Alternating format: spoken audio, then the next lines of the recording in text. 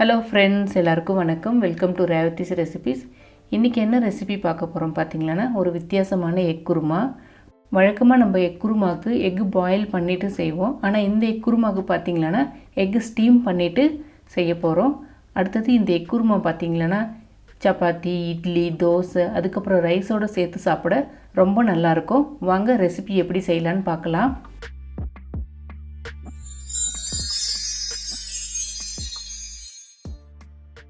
இந்த குருமாவுக்கு நான் ஒரு 6 எக் எடுத்திருக்கேன். இந்த 6 எக்கையும் இந்த பவுலில் உடச்சி ஊற்றிட்டு ஃபஸ்ட்டு நம்ம நல்லா மிக்ஸ் பண்ணிக்கலாம். இப்போ பார்த்திங்கன்னா இந்த 6 எக்குக்கு தேவையான நான் உப்பு சேர்த்துக்கிறேன். அதுக்கடுத்து ஒரு 1/4 டீஸ்பூன் மஞ்சத்தூள், அதுக்கடுத்து ஒரு 1/4 டீஸ்பூன் பெப்பர் சேர்த்துட்டு கூடவே 1 டேபிள் ஸ்பூன் தண்ணி சேர்த்துக்கிறேன். ஏன்னா தண்ணி சேர்த்தா தான் இந்த உப்பு, மஞ்சத்தூள், பெப்பர் எல்லாம் எக்கோட மிக்ஸ் ஆகும்.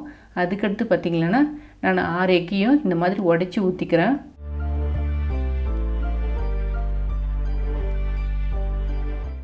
இப்போ உடச்சி ஊற்றின எக்கை ஒரு ஃபோர்க்கு இல்லைன்னா விஸ்கர் வச்சு நல்லா கலந்து விட்டுக்குங்க.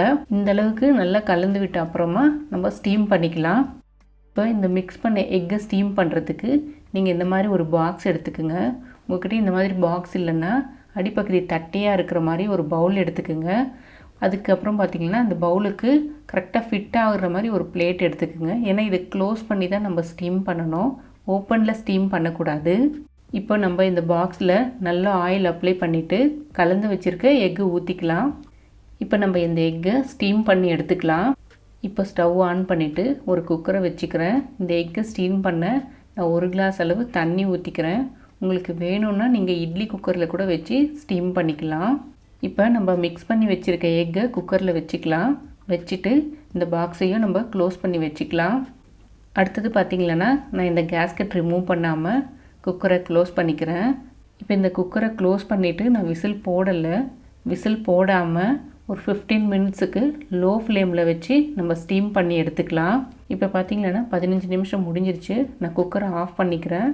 ஆஃப் பண்ணிவிட்டு 1 நிமிஷம் இல்லைனா 2 நிமிஷம் கழித்து குக்கரை ஓப்பன் பண்ணிக்கிறேன். ஓப்பன் பண்ணிவிட்டு இந்த பாக்ஸையும் ஓப்பன் பண்ணி பார்க்கலாம். இப்போ நம்ம இந்த எக்கு வெந்துருச்சான்னு செக் பண்ணி பார்க்கலாம். இப்போ பாருங்கள், நான் நைஃப் வச்சு செக் பண்ணுறேன். எக்கு நல்லா வெந்திருக்கு. இப்போ இந்த பாக்ஸை நம்ம வெளியில் எடுத்துடலாம். இப்போ வெளியில் எடுத்து வச்ச பிறகு நம்ம ஒரு நைஃப் வச்சு இந்த மாதிரி சின்ன சின்ன பீசஸாக கட் பண்ணி எடுத்துக்கலாம்.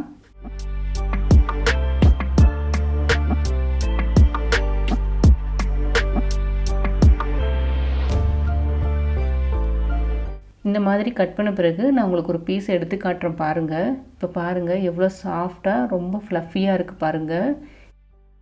இதே மாதிரி எல்லா பீசஸையும் இந்த பாக்ஸிலேருந்து நம்ம எடுத்து வச்சுக்கலாம்.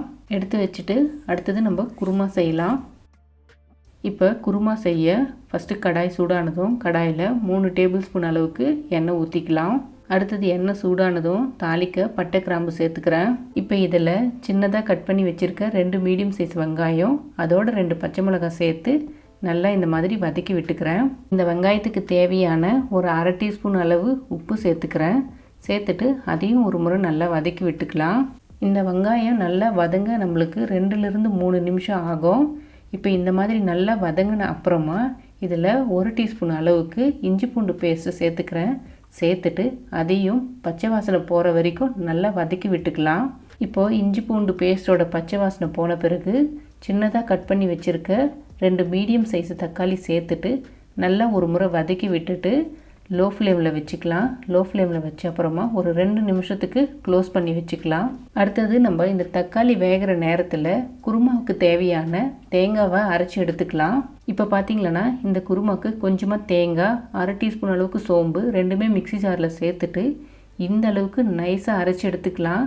அதிகமாக தண்ணி ஊற்றி அரைக்க வேணாம். இப்போது தக்காளி வெந்திருக்கான்னு ஓப்பன் பண்ணி பார்க்கலாம். இப்போ பார்த்திங்கன்னா தக்காளி நல்லா குழைய வெந்திருக்கு. இந்த மாதிரி நல்லா ஒரு முறை வதக்கி விட்டுட்டு இதுக்கு தேவையான மிளகாத்தூள், மஞ்சத்தூள் சேர்த்துக்கலாம். நான் மிளகாத்தூள், மஞ்சத்தூள் போட்டு வதக்கிறப்போ என்னோடய கேமரா ஆஃப் ஆகிடுச்சு.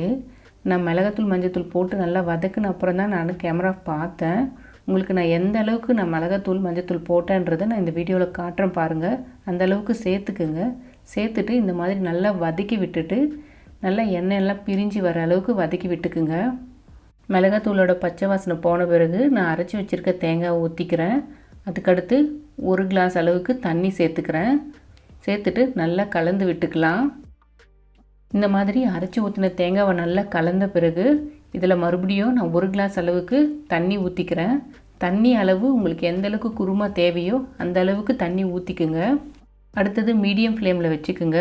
மீடியம் ஃப்ளேம் வச்சுட்டு குருமாவுக்கு தேவையான சால்ட்டு சேர்த்துக்கலாம். சேர்த்துட்டு இந்த மாதிரி நல்லா கொதிக்கிறப்போ ஒரு 1/2 டீஸ்பூன் அளவு கரம் மசாலாவை ஃப்ளேவருக்காக சேர்த்துக்கலாம். இப்போ இந்த குருமா 2 நிமிஷம் நல்லா கொதிச்ச அப்புறமா நம்ம ஸ்டீம் பண்ணி கட் பண்ணி வச்சுருக்க எக்கை இதில் சேர்த்துக்கலாம். இந்த மாதிரி குழம்பு நல்லா கொதிச்ச அப்புறமா எக்கு கடைசியாக சேர்த்துக்குங்க. ஏன்னா ஆல்ரெடி நம்ம எக்கு நல்லா ஸ்டீம் பண்ணி எடுத்ததுனால அதிகமாக வேக வைக்க வேண்டாம்.